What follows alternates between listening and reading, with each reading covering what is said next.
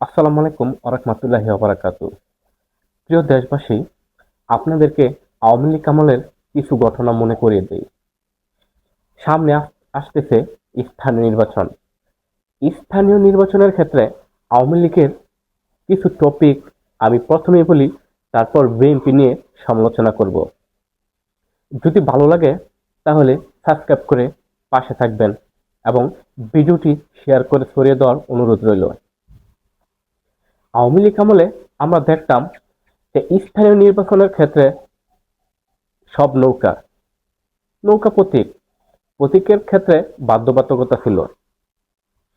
যদি কোনো এক ব্যক্তি নৌকা প্রতীক পেত, নৌকা প্রতীক মানেই সে বিজয়ী।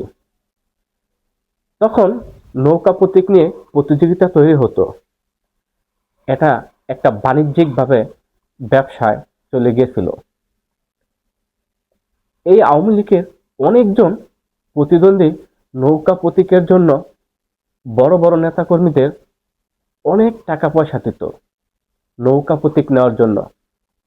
যে নাকি বেশি টাকা দিত সেই নৌকা প্রতীক পেত, আর নৌকা প্রতীক মানেই তার বিজয়।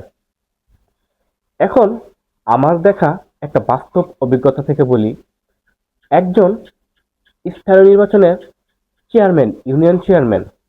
ইউনিয়ন চেয়ারম্যান 2 কোটি টাকা খরচ করেছে নৌকা প্রতীক নেওয়ার জন্য।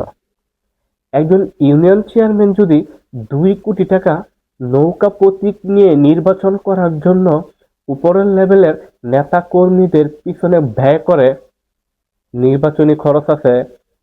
আবার আপনারা জানেন, ভোটের আগে ভোটারদেরকে 500 টাকা, 1000 টাকা, 10,000 টাকা, 20,000 টাকা ওই মিলে খরচ করা হয়।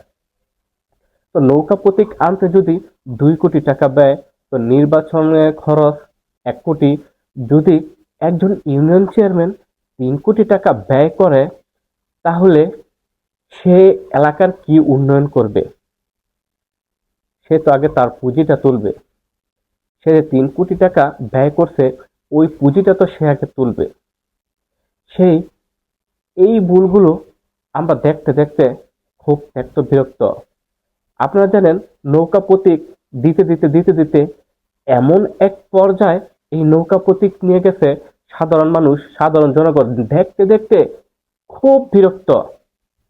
নৌকা প্রতীকের বিরুদ্ধে যদি হিরো আলমও দাঁড়ায়, তো হিরো আলম কিন্তু অনেক ভোট পেয়েছিল, প্রায় পাশই করতে। সবাই অনেকে বলে যে হিরো আলম পাশ করেছিল, নৌকা প্রতীককে মানুষ ভোট দিত না। নৌকা প্রতীকের বিরুদ্ধে সাধারণ যেই দাঁড়াইতো তাকে মানুষ ভোট দিত। এই নৌকা প্রতীক মানুষের কাছে এতটা বিরক্তের প্রতীক হিসাবে পৌঁছে গিয়েছিল। এখন সামনে আসতেছে স্থানীয় নির্বাচন। এই স্থানীয় নির্বাচনের ক্ষেত্রে ইসি বলতেছে যে দানের শীষ প্রতীক দেবে কিনা এটা বিএনপির উপর নির্ভর করে। তো এখন যদি সব ক্ষেত্রে স্থানীয় নির্বাচনের প্রত্যেকটা ক্ষেত্রে যদি দানের শীষ প্রতীক দেওয়া হয়, তাহলে তো আবার ওই আগিলে সিস্টেম। তাহলে কেন জুলাই আন্দোলন? কেন এত এত মানুষ জীবন দিল? কেন এত এত ছাত্র প্রাণ দিল? এই পুরনো সিস্টেমে যদি থাকে, তাহলে হাসিনার কি দোষ? তাহলে প্রিয় জনগণ, হাসিনাকে দেশ ত্যাগ করতে হলো কেন? হাসিনা তো দেশে অনেক উন্নয়ন করেছে, তারপরও কেন হাসিনাকে দেশ ত্যাগ করতে হলো? এই ব্রেইনলেস বিএনপি ঠিক আওয়ামী লীগের মতো আবার করতে যাচ্ছে। যদি আওয়ামী লীগের মতো আবার তারা করে, তাহলে হাসিনার কি দোষ ছিল? আপনাদের কাছে একটি প্রশ্ন, হাসিনার কি দোষ ছিল? আবার যদি স্থানীয় নির্বাচনের ক্ষেত্রে যেখানে যায় সেইখানে বিএনপি, মেম্বারি করতে গেলে বিএনপি, চেয়ারম্যানই করতে গেলে বিএনপি, উপজেলার চেয়ারম্যান করতে গেলে বিএনপি, মানে দানের শীষ প্রতীক। বিএনপি মানে বুঝেছি দানের শীষ প্রতীক। এই দানের শীষ দেখতে জনগণ আবার এক পর্যায়ে এই ধানের শীষকে জাতা মারবে, ধানের শীষের প্রতি খুব বিরক্ত ধারণ করবে। তো আবার যদি ওই একই সিস্টেম থাকে, আগিলা সিস্টেম থাকে, তাহলে আওয়ামী লীগকে কেন তাড়াতে হলো? কেন আওয়ামী লীগকে দেশ থেকে বিদায় করতে হলো? এটা আপনাদের কাছে প্রশ্ন রেখে গেলাম, কমেন্ট বক্সে জানিয়ে দিবেন।